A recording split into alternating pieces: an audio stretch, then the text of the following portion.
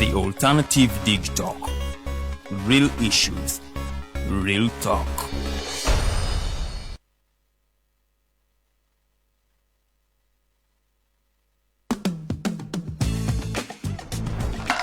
Hi, welcome to the Political Dice. MPC Abiofuzi. It's controversial, Purely political, well researched, accurate and global. Oyagala bya parliament oba council. Yes, State House oba ghetto. Ani ayuga ku ground. Ani gwe babuze. Okimanyi nga Dr. Kizza Besigye aleesa amaanyi. Olwo fadda bafutoli abateeseemu obuvaazi. Oba yo DP eri kuki? Olwo jema.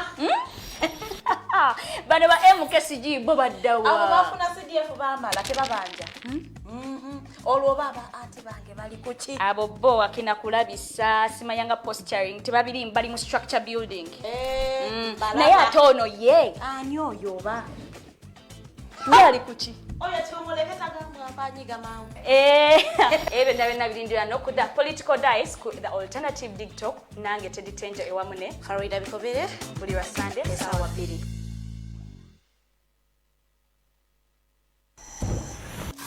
Are you craving for that special meal that will entice your taste buds and leave you with lasting thrilling memories? Look no further. Spice Island Bulenga has got your answer. Natural, fresh and delicious juice, the best meals. Don't miss our daily specials from Monday to Sunday. Pizza Wednesday, Saturday Pizza Bonanza, you buy one and take two. Come dine with us and feel the experience. We are located at Prime Shopping Center in Bulenga, Mitiana Road. For inquiries, call us on 0704111720. Spice Island, we treat your cravings.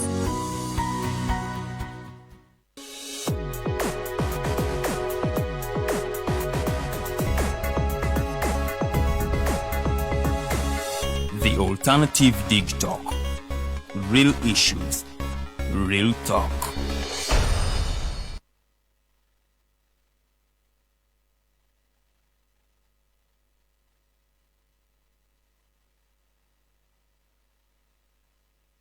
Alex Kasindwa Muteguya ni Musaada Musoga ni Musaada Mwise Kisuyo w'Empala amabere genayo nka gabayise mufumba era ninze Kawoma ekimfuulo obo Musoga banji abasoga banji gye bali yona ate bawulira n'ekiketezo Busoga era abantu banji bawulira ekiketezo Busoga aye ekibuuzo kiri Busoga niki Busoga yaganibwawa Mukagwa Busoga ono ayaganibwa mu Uganda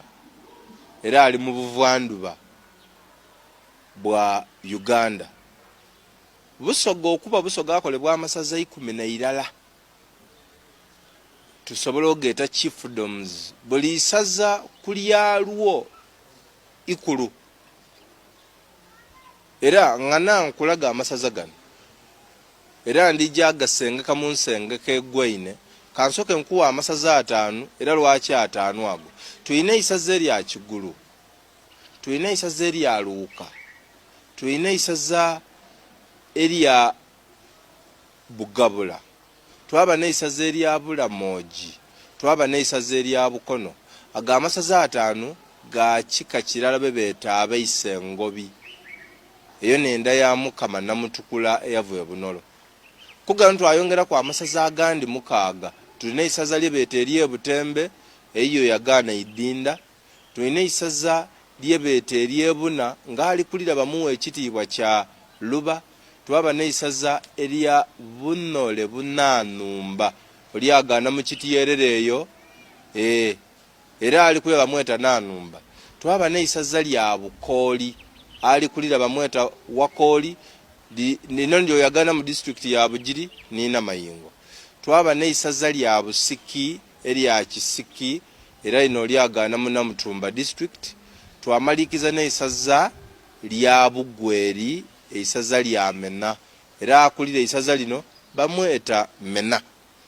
agona amasaza 10 buti Busoga ayaganibwa wankobye ndi ayaganibwa mu buvwanduba era wachi bamweta Busoga ebyafaayo bidanga bitukoba nti wolingirira Busoga ono erina Busoga liva ku kyalo kyetebwa Busoga ekyaganibwa mu isaza lya Bukoli mu igombolola lye Buwunga eriyo olusozi lulamba balweta Busoga eri na Busoga ono gutendereza awo wava era olingira Busoga yetoloirwa maadi kyova tulina eitaka ijimu erisinga mu Afrika muno lyaganibwa Busoga lwaki maadi lyetoloirwa maadi nti mu buvanduba oyida kwaganayo omwiga gwe beeta Mpologoma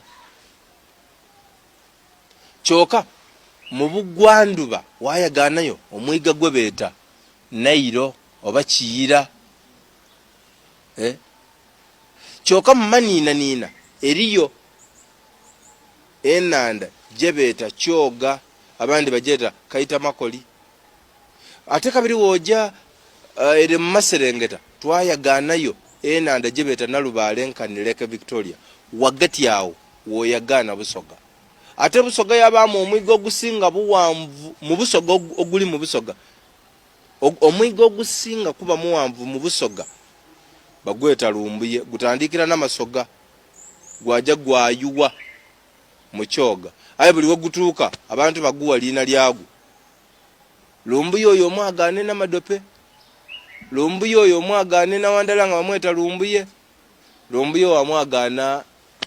ebulamoji eyo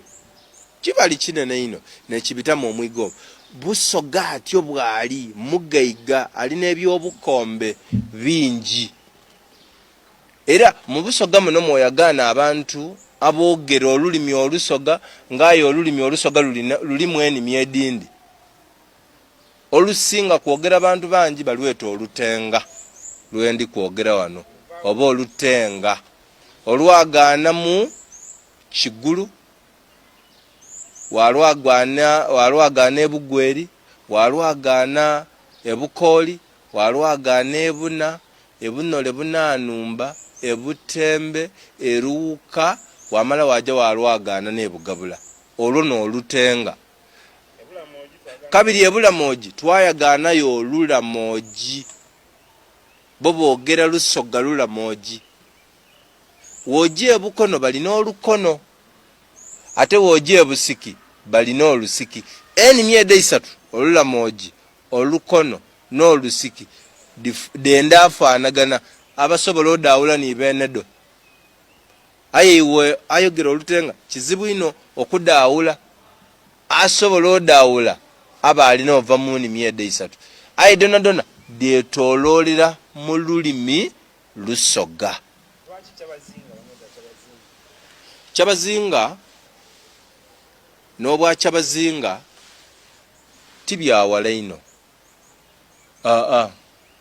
tibyawala ino ebigemagana ku nsimuka y'obwa Kyabazinga 1894 we bitandikira nti Busoga ono yatwalibwa abafuzi ab'amatwale bano bakawati Busoga efuuka district ndala era yesooka oba gwe bayetanga DC district commissioner wa Busoga nga bamweta William Grant abantu abava edinda mwina n'oluguudo olamba balweta Grant Road William Grant ono amakanda yagata mu Buna weyatebuna yakoba ati aye Abasoga bano abali mu kiketeze ekirala Abasoga bano aboogera olulimi olulala waki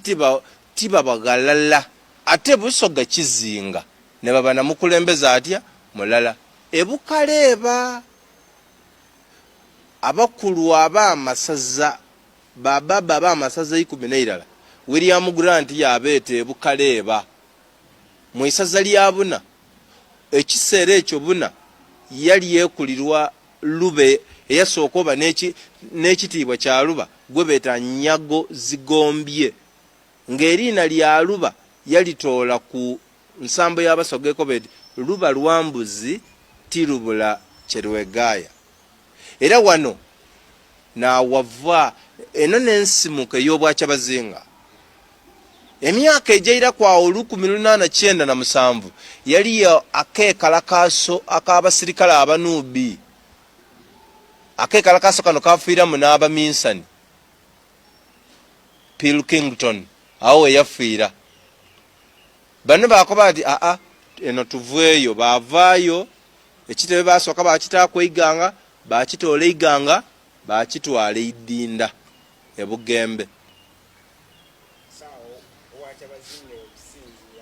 ebugembe era woona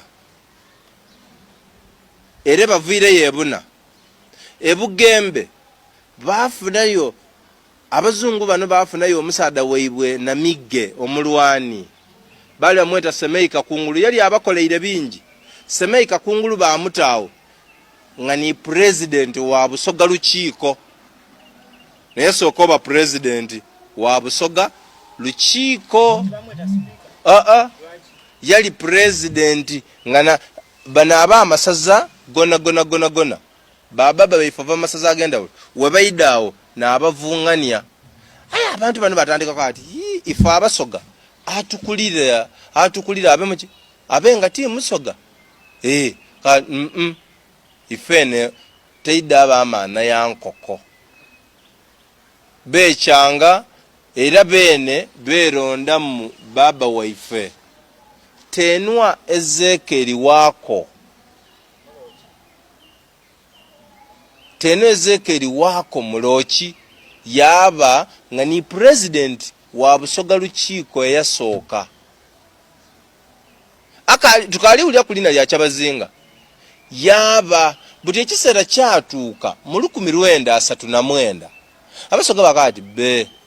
ife twena era eriyo kabaka ate Busoga ono kizinga leka Busoga ono tufuna amuzinga tumuwe ekitiibwa kya Kyabazinga 1939 azinga ku Busoga yona 1939 omulangira tenwa Ezekeri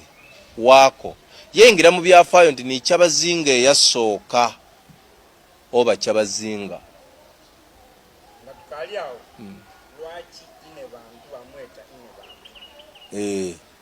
era Kyabazinga bwafuuka ono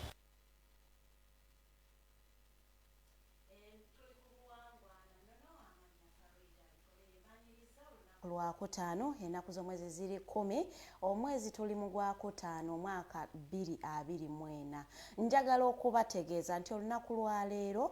Census Day the 10th of May ebeera Census Day lwe batandika okutubala ekiro ekyakeseza olunaku lwa leero yabadde Census Night so kati wonna we wasuze woba obeera we baba bakubalira ate totandika kutagalatagala nga wasuze Makindi ate n'ogende naakulabye banaye wonna we basuze we bagenda okubalira yebeera Census Night gegamba akago kyovola batwadde tubakubiriza eggulo nti munnange beera woosinga okubeera ennyo woba osula temugenda kuzaawe so olunaku lwa leero tukkirize batubale ensonga lwaki balina okubala gavumenti esobola okutupulaningira obulungi emanye bantu bameka betuli nabo bwe baba basaba essente bagamba nti olw'ensonga tulina miliyoni 5 banange tusaba mutuwole ssente bweziti ekyo nno nkoze ndese nga example temugamba mbo batubala babeewole ssente naye nga batubala batupulaningire era nga ne Fadda yavudde n'ayimba akayimba n'abagamba banayimukkirize babale banaye tukkirize mukale mu kigambo watukkiririza mu kyange kkiriza mu ky'omukulu Principal Robert Kyagulanyi Sentamu ng'atugamba nti mukkirize babale basobole okulaba ng'ate babaplaningirawo bulungi munnange olunaku lwa leero tulindirira muzayise butinde bw'anaaba atwegaseko inshallah naye ng'ate show ejja kuba ng'ate etambula egenda maaso tutandise n'akavidiyo okuva side zeri ebusoga nga batunnyonnyola lwaki Kyabazinga ayitibwa Kyabazinga lwaki ate obusoga buyitibwa obusoga era obusoga buliriddawa gwatagendangako obusoga ndowooza omukulu oyo atukoze obulungi obutagambika ng'atunnyonnyola lwaki esaidi eyo bayitayo ebusoga era ebusoga yeetoolodde miggaki so nno mukwano ndowooza wano tubeera mu kunyumyamu tubeera mu kuyiga ebintu byoba tomanyi bye batagenda kukusomesa mu ssomero obisanga wano ku The Alternative Uganda oba ku Digitalk TV eyo information tugijjayo okusobola okulaba ng'ate munnange ofuna okumanya n'okuyiga njagala okuyozaayoza Davis Lewis Lubongoya okulaba nti munnange bafunye omwana tuba congratulatinga muku mami akulike ne taata si yasitule nnyo kale naye ne mwenna mukulike butomanyi bunkenka bw'obeera kawo ng'omukyali muleeba tulaba tumusula myezi 9 naye anyway simanyi kubala sijja kwogera bala kuba eri abo abatamanyina kumanya mukyala yazadde waliyo naye tomanyi bunkenke omwami wabeerako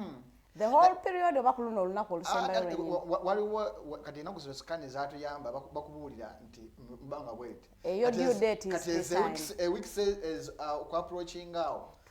then pressure nayo kulinnya ku lunaku lwennyini ng'ayingidde eri kati eriyo fe abaga kugenda mu private wing obeerewo omukazi wazaale ogira bwoti batukisa ne bagoma n'okugobanaga soba ofulume naye buli musawo afuluma kiri kitya jjukira oba oyina ebintu ebyo mulamu abantu babiri eriyo omwana w'abandi agenda osendeka n'omwana wo ajja kati obulamu bwabwe bubeerawo n'ogamba bali bulungi bali batya obunkengo ne ssente bubanga newekibanga tugeze wakiso esente ozirabira tumanya kumanya basula esente tumanyira kumanya oba okusaba byukadde mumeka oba tukyabujjukira oba oli ku bulamu bw'abano so okyala tubawo ekiti okwewaayo okuleeta obulamu bw'omuntu omulala ku nsi fe abantu abamu tetukyulanga kyakuzanya nti amazima okuba kwewaayo kuli kuba kufa era ntunulira omuntu atawa mama w'ekitiibwa n'omusajja akuba omukyala ate abo nze tobanyongera saagala kubawuliriza kimpisa si bulungi nze nga nze because nkimanyi twenyizaganya abantu twakulira mu environment zanjawulo foundation zanjawulo background zanjawulo naye ekisali kutuusa okulwana n'omuntu otulina okuyiwa omusaayi gwe olabe omukuba paka olaba ku musaayi nze ndowooza okay fine otomanya once naye wali okumisaamu oluyi kale tituganye naye n'osanga oli n'amukuba n'amusamba n'amujja ku buliri n'amusika n'ogamba naye obusungu bwonna bwonna oba tosobola okutambulamuko n'ovaawoko n'osooka okakkanya obusungu naye SG David Lewis Luwongoya bambi yoga webale nnyo kulika era twebaza Katonda okuba nti maama n'omwana bali mu mbeera nnungi because bangi si lwakuba nti olina obusobozi naye bangi abadde n'obusobozi era still Katonda n'agamba nti zino zibeera entuukozo naye twebaza Katonda olw'okuba nti yabasobozesezza ne banga muwangudde okutuuka ku ssa eryo era mu mbeera y'emu njozaayoza kanso wange kanso Odul Anthony olw'amazaalibwa amalungi ngamba nti happy birthday yabaddewo ku Wednesday so yoga n'amateeka wange happy birthday Kanso Odul Anthony olw'okutuuka kukula erya tutandikidde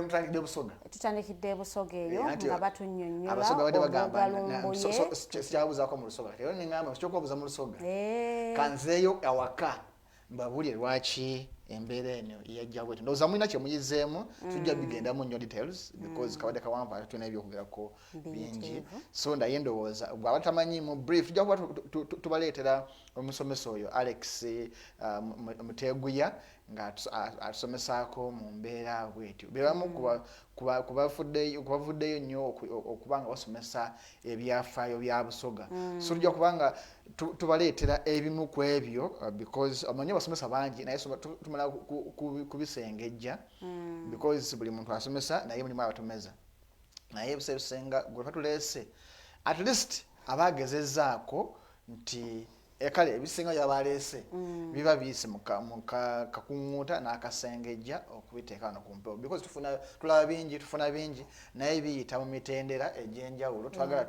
omanyi omuntu alabye okunagamba ngamba ku digitooko kigee mazima so kati bw'abanga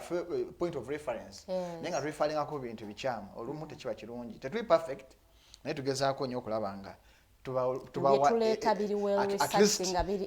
at least omuntu agamba nti kale netuba point of referral we are 90% right than okuba point of referral naye nga tukwaddeko 10% entuufu nga 90 tukutomeza naye nga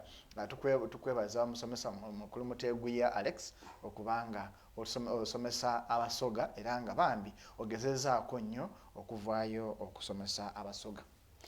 Tudde ku nsonga ya census abaana mu comment section mugamba temwagalira ddala kulaba ku muntu ajja kukubala bannange nsaba osomesa abantu omugaso gwa census world over census eno si ya obukulembeze bwa Mwami Museveni ne bwe yali badde President Bobi Wine Kyagulanyi era baali tubaze ne bwe yali badde President Kizza Besigye twalikiriza ne ne yali badde batubala President Mao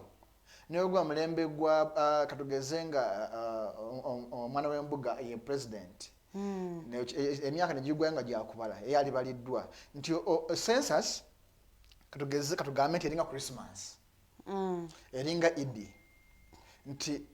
bwe waludova balina okuteekerateekera abantu baabwe okumanya tulina abantu bameka ekyenjawulo nti lwaki abantu bajumbidde oba bagamba bwe batyo kuba nti tebakkiriza obukulembeze baabwe balowoozaamu nti oba muyinza okuba nga mulimu sinister oba bad intentions oba bakyesa mutima mubi ebyomutima mubi tusooke tubireke naye ffe tuveeyo tubalibwe era we wasuze wogenda okubalibwa era ab'amawooteeri webanga mwasuza abantu mulina okuba nga babajjako details kuba ayinza obanga yasuze kiro kimu alina waagenda yabadde mu transit naye olina okuba nga mujjako details yaani national ID ye alina emyaka emeka abeerawa nti oba najja okubala n'ababadde ku airport nga balina ennyonyi ya ssaawa 7 baba balidde awo so nti kibayambako nti obamanya nti ono yasula wano yali gundi bwe bwati nti kibayambeko then kati gwe yasuze mu hotel awaka gyova oyitaata obanga oli mwami tebala tukawaka bajja kubuza tata wamwe yaani ye mukose Arnold Anthony kati babuuza akola mulimu ki nti munamawulire balina okubanga bamanyi salary structure yo nti basobole okumanya nti abantu ebitundu 3/10 be bali mu formal sector ebitundu bwebiti be bali mu informal ebitundu bwebiti be batalina mirimu ebitundu bwebiti be baliko obulemu ebitundu bwebiti be bagobwa ku mirimu nikiyambako gavumenti okuteekerateekera oba egenda tuteekerateekera oba tegenda naye baba balina ekifaananyi ekituufu ate batubuuza nayo oyina TV togamba sigirina tebaagala kukuteekako omusolo naye baagala kumanya gavumenti bweba eyisa obulambo bwayo bayise ku TV oba ku radio kubanga basooka kumanya famire zisinga kubeera naki so ebintu bwe bityo bituyambirako ddala namwe abalina smartphone ze bakubuuza declare do you have a smartphone bameka mu maka omulina smartphone we need to know internet penetration eriwa kubanga byonna biyambako okulaba nga baplaningire eggwanga naye naffe bituyambirako ddala okay nze nkimanyi manyi okukyokwaba na Uganda because amazima government abasinga okusinza ku maloboozi agavaayo tebalina kyamaanyi nnyo beemulugunya nti bayambye basasula school fees basasula ebyobulamu enguudo mbi kwegamba services tewali osobola bafiiringa n'obusungu bwabulina kuyamba ogitegeera naye kireka kubikka ekifaananyi ekinene ekyokulemesa gavumenti okola omulimu gwayo okay once in a while nti kino kyekyoka ekigasa opposition ne gavumenti ndikulinga kulonda oba bagenda kubba akawulu oba tebagenda kubba gwoyagala yesimbawo ne gwotagala nakola ki neyesimbawo era guno okera ku makino olonda ne bakubba akawulu naye ng'owuwe yakoze eki yesimbyewo so n'okulonda n'okubala kuno bwe kutyo kuli nti newankubadde kale tetukkiriza mu gavumenti abamu tuyinza okuba tetukkiriza oba n'abagikkirizamu ate abagikkirizamu muleke kupushinga abantu basomesa busomesa omugaso ogw'okubala abantu so si kubasindiikiriza nakubakaka buli kwokako omuntu asooka n'agamba lwaki kino bakinkaka bukasi so ndowooza bwe kityo bwe tunaasobola okubanga tuyambibwa obanga tumanya no omugaso noffe okujumbira okubala abantu bw'oba olina abantu abali ebweru gamba wano maama waffe oba mukyala wange ali bweru ali mu nsi ki ali Canada ali mu nsi ki ali Saudi kiyambako ne gavumenti okumanya nti omuwendo bwe guti guli mu Uganda bali mu diaspora bwe guti be bali Canada bwe guti bali Obungereza ti gavumenti ezikolera abantu statistics zizijambako okubateekerateekera so tomanya 2026 omukulembeze ali bweru obutegera batakola olwaleero bwe balina awangula enkya abalina ibalo bituufu kwana kuteekerateekera singa tebakola olwaleero Besigyewo n'awangula enkya abatamanyi muwendo mutuufu gw'abantu balina oba gwakkiriza mu PLU nti singa Muhoozi abafuuse president naye nga tewavaayo atambulira ku bibalo bya kitaawe ng'ebibalo byalina bifu tasobola kuteekerateekera ggwanga so ndowooza kino kituyambako ffenna nga bannansi tubijja mu byebufuzi nesimanyi mpagira Bobi Wine mpagira Besigye mpagira Muntu mpagira Museveni mpagira Piraawo ffenna tutambuliraawo ne baba Piraawo Piero okay mpagira Piero nti kituyambako ffenna okutambulira awamu okusobola okulaba nga batuteekerateekera so bantu baffe nkimanyi era amanyi obusungu bwamwe banayetuukirize batubale abali ku mirimu nga bakutuukako gamba nayenze ensula nansana ekitundu bwekiti nansana waliyo ku madirisa ku masitoowa bakindye ku madirisa wali mu kibulooka waliwo ogambe onnyonnyole woobeera erosi wano wange yoono tumanye okimanyi nga bannakampala bangi bamanyi bakulembeze baabo babyala ekituufu era bwokola survey n'obuuza eryo ne bemanya batamanyi na zoni mwe basula eyo vital information tugyetaaga nga bannayuganda so bannange okuva ku nsonga eno nga tugivaako tukkirize batubale gwe wenna ali mu Uganda namwe ba foreigners banaye balina okubabala oba wasuze mu hotel nawe bagenda kubala gwe munnange wasuze otambula wasuze ku airport they must have received your information kulaba abantu bameka abafulumye ekiro ekikeeseza olunaku lwaleero because it was the census night fe abali mu Uganda tukkirizibwe today is a public holiday it was declared a public holiday okusobola okulaba nti ffenna tubeera ewaka waffe batubale ffe abali ku mirimu bagenda tubalira tebagenda kuba lwaleero lwokka naye lwaki bagibaze nti lunaku lukulu nti wali abatandikirwako so nti basuubira nti balina advantage bwe yatuukidde nti batandise leero omukozi wa gavumenti bajja kusanga obanga batuuse owa olwaleero Saturday bajja kujja ku Sunday bajja kujja ennaku zikyali nnyingi naye kale batandise leero so olunaku olusoose balangidde nga olunaku olukulu okusobozesa process okukola ki okutambula obulungi so ndowooza eyo ensonga si lwaleero lwokka era tugamba nti lwebakomye leero nedda ku nsonga eyo twongereko ensonga ya passports ey'abannayuganda abali mu diaspora banayite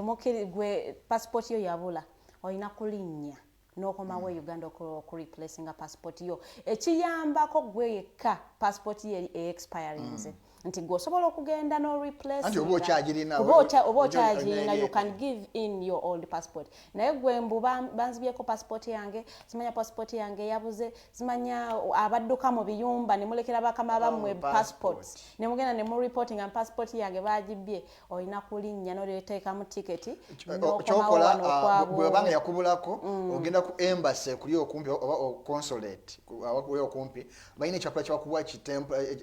temporary kyekiwandiiko kikola kikukkiriza okuyingira wammwe waka naye tekikujja wammwe kuzaayo nanti wojja wano ng'ogenda ofuna passport yo oyinza okuwoza mbu kankifune sogenzeko ewaffe ate mmanzeyo single route kikuva ku musi gy'oli kudda waka oprocessing passport ate era olina okuba nga omanyi passport number yo bwebanga passport yakubulako naye nga ne passport number togimanyi kati bajja tibajja kubuuza passport number okuba ekipapula kino balina okuba nga balina passport number yo so mu bwempimpi beera ne copy of your passport olina okubaako information etandikirwako kubanga oyinza obutagikwasa naye beera ne either photocopy oba wagiwanika kapula ku mabbali wali so kiba kyamakulu nnyo okubanga olina wolinako copy nti bajja mu system bwogera ku embassy bateekamu confirming nti kituufu eno passport yakola ki yaliyo than gwogera obugenzi passport yambulako bakubuuze kiringa okubulako national ID bakubuuza nini number so wabeerawo information eri vital gyolina okuba nga tumanyi so gwe wenna ensonga gye bawa nti abannayuganda babadde batunda passport zino wakati wa $3,000 ne $5,000 kati nga kuprocessinga passport eno empya ne batekamu $5 aba akoze amagoba kati nga express government gyeyingiramu ebanyi ne bagamba twongeremu okumyumyula okusobola okulaba nga oba oli awo naye nze ndowooza teyalibadde kibi naye mulimu okunyigiriza nti bwotunulira ssente omuntu asasanya amazima tukuze tugaane okukomawo Uganda eriyo abamu nga genuine passport yagwa obanga bamuyingira obanga yagerera mu taxi nga emusi zaalimu nga amazima gennyini nga teyagitunda era abatunda kyemmanyi ye pasenti gentini ennyo abasinga zibalako obuguzi so ndowooza nti gavumenti ejjemu nze ndowooza muyinza okuba mulimu yavuze ebitonotono olwokuba nti Abannayuganda bangi baddukidde mu mawanga ag'ebweru ne bafunayo obuguzi abamu nga bagenze balina na passport ng'okufuna asylum okugeza nga omukulu Kakwenza nti yagala talina passport yagyekera kooti ndowooza baagala kwongera kwa myumyala kwanyigiriza so ndowooza gavumenti yali badde somehow lenient nti omwana ne bwadduka waka n'agenda n'awaba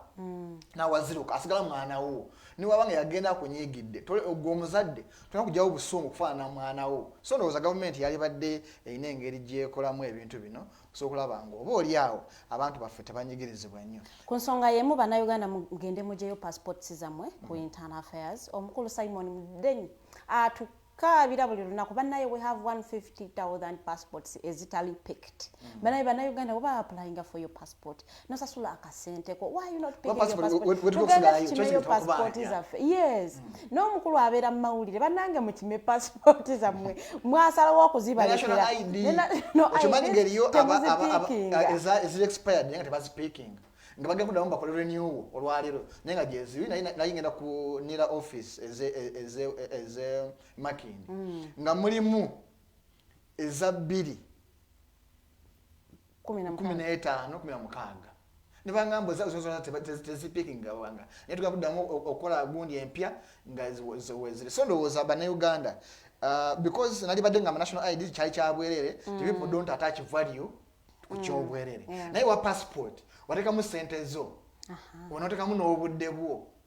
lwaki ne line ebeera ku internal affairs n'ogigumiikiriza n'ogiyimiriramu ku musana naye n'osigala ng'okyagirekayo ndowooza naffe olumu tuteekamuko obunafu aye netulenya gavumenti because okay oba ebitongole bino ebitwala abaana ebweru bituuka ne biba disappointing nga somehow oba omwana atuuka n'alemererwa ssente ze bamusaba mu kitongole but still n'agamba yenfa akine passport kyandiba kituufu nti ze company bwe zifrustrating abaana bano nga bamusaba sente nyagamba esigaleyo okitegeera because tebakukkiriza ogenda kugikimayo baagala bana ba kampani bakukulemberemu ojje kujirayo kati kiba kitegeeza sosa okuyita eri n'okola ki juga bena akapula kano okureceivingirako okujjawo nga gavumenti etaddewo enkola nti gwe jangu gwe ng'omuntu juga n'obuzibu obuli national IDs ezimu atera bano bazirina nti omwana n'agenda agipiikingi bajja musaba national ID eri mu kampani eno so ndowooza gavumenti yasise nezuula lwaki abantu bano tebapiikinga passports zino nti amakampani aga processing agano gegaliko obuzibu tutambule mangu ensonga nyingi tudde ku nsonga y'abasuubuzi musonyi okubanga ensonga nyingi tukwatako abasonyi okubanga tulina ensonga ez'obuwangwa n'ennono zo nyingi naye tetufuna mukisa kwogerako n'abantu baffe ku nsonga zino ezimu ezikwatako awamu ffenna so omusonyi ogamba nti muyinza okugamba ye lwaki muluddewo obutatugenda eri jabulamu tujja kugaba bingi nga tuuse wali njoyirita akubuuza kyabuvunaanyizibwa munnansi okubeera ne ID erina expiry date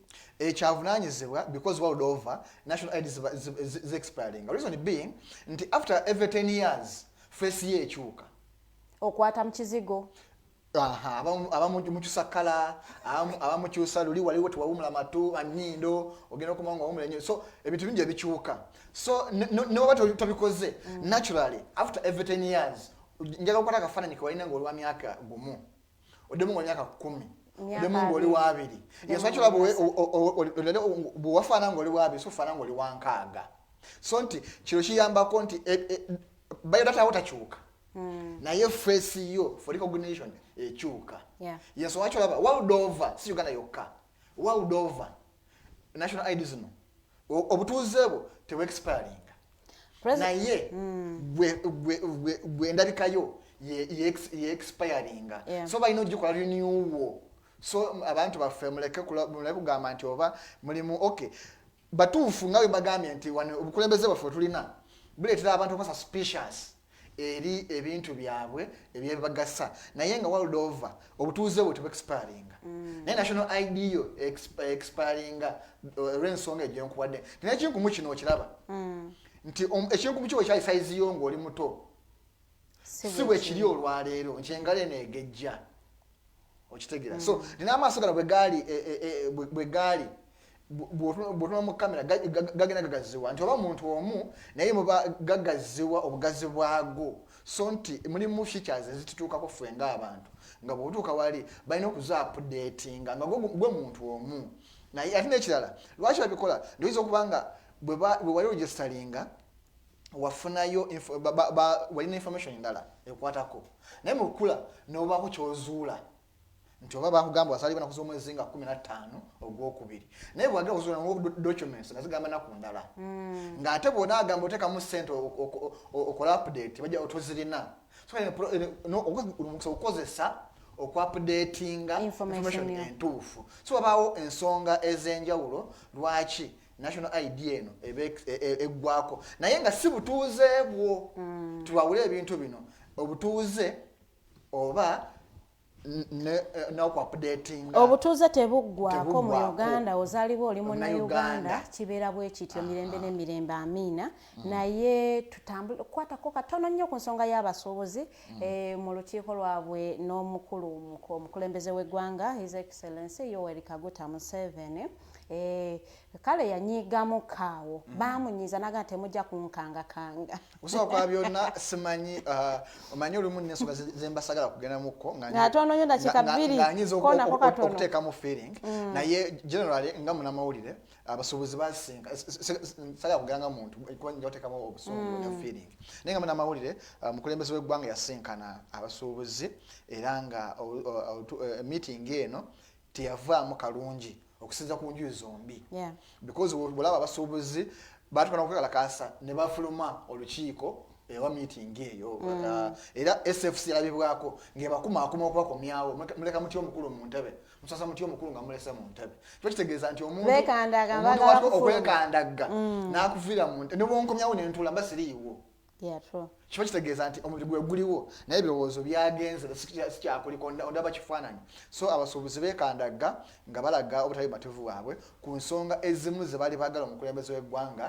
ayogereko oba aba assurance oba abasuubize ensonga zino ezimu mwe electronic physical receipting and invoice solution oba system abasenga gye bayita EFRIS eno nga yemu kwezo ezirondoola ebiyingira ebyamaguzi ebiyingira n'okufuluma mu bizinensi yo kati nga bagamba nti enkola eno yali badde ekomawali factory naye eno tujja kisomesaako olundi wetwafunye omukisa gwayo ekyalundi ensonga endala gy'omusolo guno gwe bayita ogwa VAT value added tax nga bagamba nti omusolo guno tugusasulenga mulundi gumu okuva mu factory mwokka nti naye wano weekanga tubengera mu factory anteekako VAT bwendeeta bange bwembitusa mu dduuka omusuubuzi wa wholesale naye olusito gyemukuba giteekako VAT owa wholesale bwatwala mu supermarket bwagenda okuguza naye amuteekako VAT kati nga babuuza VAT eyo ekomawo because egenda ekkirira buli muntu agula ekintu bamuteekako VAT ogenda mu restaurant bagamba okusasudde kuliko VAT kati naye nga gwagamba VAT azze asula ebintu ebiriko ki biriko VAT nga beebuuza kati VAT yo enaakoma kubanga wotunuuliranga emmere omuntu agenze n'agula ebyokulya mu supermarket ng'agenda kubifumba aba asasudde VAT kati bw'obitwala mu restaurant ate nenzija nengula sowani y'emmere ate n'ongattirako naye ng'ate gavumenti egamba nti ebyokulya tesola VAT agriculture nti bw'ogenda mu nnimiro yo n'ogyamu enkoko n'ogireeta etabiriko VAT amata tegaliko VAT enyama teriko VAT naye ogamba restaurant n'osaba esowani y'ennyama n'amata receipt yebeerako plus 18% value kati abantu beebuuliza VAT etandika ddi era ekomawa nywedde juice eriko VAT ensonga endala nga bagamba nti mwatulimba muleta investor naye si ba investor mwe bennyini mwe ba investor naye ate ba investor tetuganye mubawa ebintu bingi nnyo ebimutatu waffe kale twalikiriza kale mwebabuwe naye ba investor bemugamba ba manufacturer beba wholesale era batembeyi naye omutembeyi we Kampala mumugoba naye omutembeyi omuchina yete mutebumugaana ali kayumba ngatukutuku agenda nga bitunda yete mukola ki tamuganda naye muna Uganda atembe ate ye mukola ki mumuganda so zizimu ku nsonga zebali bogerako ezimu kwezo zali nyinyi naye ezimu zetwakola so ku nsonga eyo yennyini avaayo n'abagamba temundisatiisa era temuza kunkangakanga emisolo mulina ogisasula era nze sira buzibu na VAT ne EFRIS so okakkana nga abasuubuzi bandiddamu okusinkana nga 2 June singa babagadde kuba omukulembeze yabagamba era mwagala oba temwagala abalyagala balikola ki balijja ku nsonga eyo yennyini abasuubuzi oba ebibiina ebigatta abasuubuzi mu kibuga Kampala ekyakasiita n'ekyafuta bavuddeyo ne balabula bannayuganda ne babagamba mugule emmere anytime bandigala amaduuka ate ku luno bajja kugalira ddala ebbanga ddene so gwe munnayuganda ng'oli mu kibuga Kampala olina ka retail shop munayegenda stocking stock oli waka ogula mmere buli lunaku ogenda mu katale stocking omuceere kawunga bijanjalo binyeebwa anytime amaduuka bandigaggala ate notandika okugamba ate tetulina mmere mu kibuga Kampala kubanga emmere eyinza okuleetera abantu ate okufuka ekintu ekirala ndowooza eyo ensonga ewedde tugende ku nsonga z'obuwangwa n'ennono akadde katutwalira obutalisaawo ng'ennaku z'omwezi 8 December omwaka oguwedde twalina n'omusomo mulamba amakulu oba ebino okolebwa mu kukyala oba mu kwanjula na bintu ki ebyenkizo by'otayina kusuula by'olina okufaako birazeewa ani akikutte abantu abamu ne bagamba abakyala babiri bajja mu kusanga buli mwana muto tobimanyi babiyigirawa naye mugamba tebiriko kuyiga naye tubirabyeko naye tumanyi era ne mugamba nti okukula mu bintu bino kigiba myaka naye okukula mu bintu bino kuba bichi experience joyisemu na bantu kibolabye na bakibosomesebwa naye nebaza muganda wange wa Cruise Exclusive omuto wange Alan Cruise yabadde na interview ne muchala Anet banji gwamanyinga bisambe bitereka nakatemba nganyumya experience ye era video gyetukozeseeyo video ya Cruise Exclusive ku YouTube mwana mulenzi ono yabadde akyaza omukyalo oyo ng'anyumya engeri olunaku yatandika okubonaabona oluvannyuma lw'okwanjula omwami we naye ng'obuzibu bava ku nkata enkata gye basomesaako wano tubagamba nti eyenkata ekwatibwa because yegatta enjuyi zombi naye kirungi nti tugenda kukumyawo amaloboozi ga Mulongo Kigongo era ng'asomesa ku nsonga y'emu eyo naye kasabe producer asooka atuwe emboozi eno eya muganda wange Alan Cruise n'ebisambi bitereka ku Cruise Exclusive asooke atusiga ekifaananyi ye biki byayitamu because ebimu ku ebyo byetwabagamba wano naye omonye abanayuganda baganda baffe ne banyinaffe bamala kulabako oba kuwulirako ku muntu mwennyini bwekyatuukako bwetwatubagamba wano ebintu bino oba bagamba wa bali palapase bali ku mboozi bagala show yabwe etambule naye bwe tufunayo omuntu bw'atyo avayo n'abyogera kituyambako naffe bwagenda okugenda mu mukolo ng'ogwo n'ogenda otegedde era nga weesetinze so ali mu byuma tuwe emboozi eyo eya Anet ne muto waffe Alan kati wabaawo amangu aga omuntu bwe baba batikkula ekita kino ne bakikuba wansi ne bakisitwala bazza okutaasa bakikugyeko wabaawo omuntu abba enkata busobola oginonyaawo nebabula is it a must babawons oba sikwe guba mupango gwa mupango lwaki enkata ene kwatagana n'omulenzi n'omuwala abagenda okutandika obufumbo n'amaka n'okufuna ssente na buli mbeera eyo vita nagirabako naye sijja kwogerawo we nagiraba naye nagirabako omwogezi n'atuuka n'agamba nti njagala enkata eyo njagala enkata ebadde situdde enkata ebiruddewo kuno kuliko enkata bajja bataddeko omanye ekita bajja ne bakirukirako enkata yaakyo kati eyo enkata gye balukirako bano gye beebulizabulizaako naye kulina okubaako enkata y'olulagala obwedda gye batuuziza ku mutwe ne kuddako enkata eri gye baalukidde ku kita kati bano bw'otaba sitede nnyo nammwe abalabiriza oba nga temulina kye mumanyi kasita bano omuntu ayinza okujja neyeetikka bw'ati n'ajja agisikako n'agikuba enkata ensawo eyo firimu yantuukako kati ennaku zino ekiriwo abantu bonna baba sitede era bwe bamala ng'enkata bagiyuzaamu nga bagamba bannange tokyeba nkola Kim nga bagamba ab'essayidi y'omuwala ekyammwe kiikino ndoza mukirabye tugiyuza nga mulaba ne bagikira ne bagiyuzaamu wakati ebajjukira ebaamu ekigundi bwe bati ab'essayidi y'omwaba n'enkakata yammwe yiiyo nammwe ey'omwami yiiyo kati wali mangu nnyo oba ssenga obaani aba muntu yenna ow'essayidi eri agijjawo mmwe yammwe sayidi kati mmwe mugitwala mwe mmanyi kye mugikola oba mugiyuzayuza ne mugisula mu kkubo kitegeeza basumuludde kati oli bwagikwata bwetyo nga ki oyinza okulaba abafumbo oba abantu nga bayanjudde ne batandika okufuna ebizibu nga tobirabangu musajja yagenda okwanjula nga alina ssente ne zimuggwako okuzaala oluusi bafiirwa abaana oluusi bakola bate kati ebyo mbimanyi era okwanjula bekutuuka mwina kubeera stede bulijjo neebuuza lwaki abantu bamala emikolo bamaze emyaka 8 mu courtship ng'ekintu kiri muzuuli okwanjula bekuggwa embaga neggwa enne byonooneka nze nalaba kyessirabangako Alan walabaki firimu yazannyibwa ewaffe nti n'omwami wange talina kye yalaba okumanya eri yali firimu ate yagizannya yali mukazi omukazi atikkula ekita omusajja yatikkula ekita omukazi yabuuka mu tayimu y'ekita nga bali bakyetisse abeeri abasobola okyetikka bakireese mu ddiiro wakati omukazi nga ye yazze nga yaayina kyamanyi omukazi n'abuuka slow motion naye omuntu wa kamera ono omuntu ono ndowooza yali wa Katonda oba Katonda yayagala tuviirayo simanyi bana bakwata emikolo yayina waali n'akwata vita eyo nakati njirina nakati vita eyo njirina omukazi wano jjukira bwe baba batikkula ono yeetisa ali omu abatikkula balinga basatu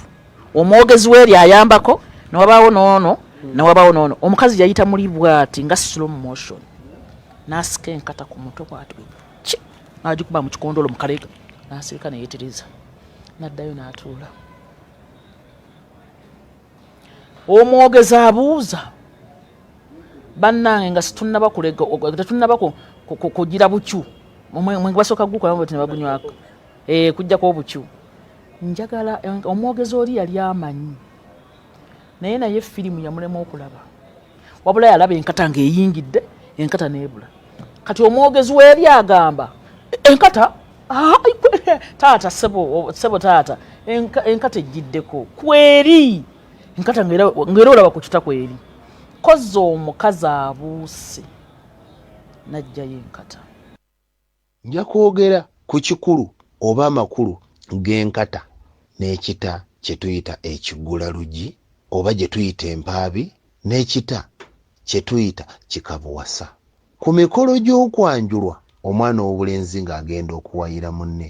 omujjwa y'ayina okukola nga katumwa era omujjwa oyo ekyalibadde ng'ekimuli ku kakooti oba ku lugoye lw'ayambadde byalibadde bikoola bya mutuba gwe tuyita ogwa butana era n'ekiyitiriro kye tuyita ekiyitirirwamu abako we bayita empagi zaakyo zaalibadde za mutuba gwa butana omujjwa ye yalibadde akolanga katumwa n'amala ebibamba omujjwa yatikkula ekita ekisooka kye bayita ekiggulalugi oba empaabi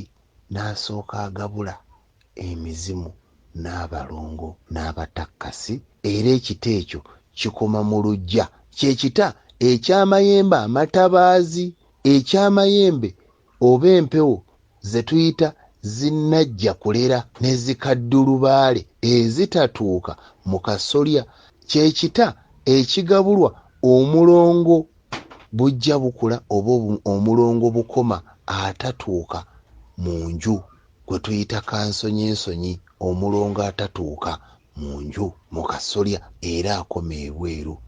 ekita ekyo kisinziira mu mawanga abamu gaba malwa ewaffe abattonto oba omwenge omuganda abamu gubeera mulamba mu bannaffe abakigezi abamu ebantuulire abamu gaba mata abamu guba mubisi omusogole ogw'essoomwe teba nkaatu ekita ekyo kigabirwa y'ensonga lwaki bakireeta nga kiri wakati w'okukaatuuka n'empoomereze. Era kwe kuva n'eŋŋombe egamba nti ekijja eri embuga mu bakulu tekiteeka omugoye akuya bukuya. Kuno okukuya bw'akuyiza bw'ati aba ayuuyayuuya ebyo byonna ebibadde biremye ng'asiguukulula ebyo byonna ebibadde biremye. Era enkata ekijjirako tesuulibwa, eteekebwa